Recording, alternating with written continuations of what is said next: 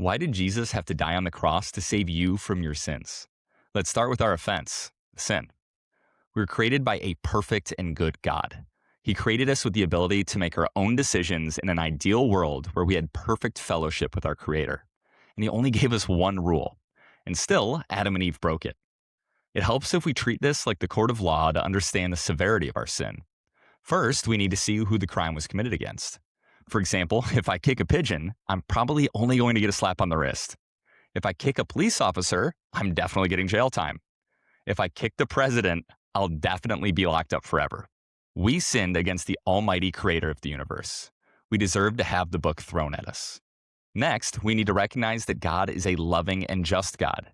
He can't be those things if he's a bad judge. If someone committed a terrible crime like murder, and the judge said, you know what, that's fine, you're free to go, everyone would rightfully reject the decision and protest that judge. We need to recognize that it's not just Adam and Eve that are on trial, but each and every one of us. As every time we sin, we're choosing to reject and rebel against our God, and we're guilty.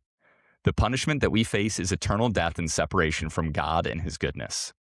Without His goodness, eternity would be torment. We can't get out of this situation on our own either. No matter how hard we try, we can never live up to God's holy and perfect standard. Trying to be good enough will never erase or offset our sin. We might think we're doing well compared to the next guy, but compared to God's standard of perfection, we fall incredibly short. Luckily, the story doesn't end there. We don't have to earn our way to heaven. Instead, God graciously sent Himself to pay the penalty in Jesus. He came as fully God and fully man to serve our sentence in our place because of His love for us.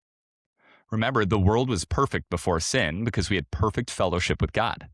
The perfect relationship that He had with the Father for eternity turned to wrath when He decided to come to earth, be crucified, and die on a cross for our sake. As He died, He said, my God, why have you forsaken me?" Jesus bore the holy wrath and punishment from God that our sin deserved. The only person who could ever serve a worthy sentence for a crime against God was God Himself, because He's perfect, loving, and just.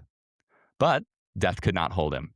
3 days later, Jesus rose from the grave, proving that sin had been paid for, our sentence was served, death had been defeated, and the way back into fellowship with God was open to all who trust in Him. So, now's the biggest question. Do you?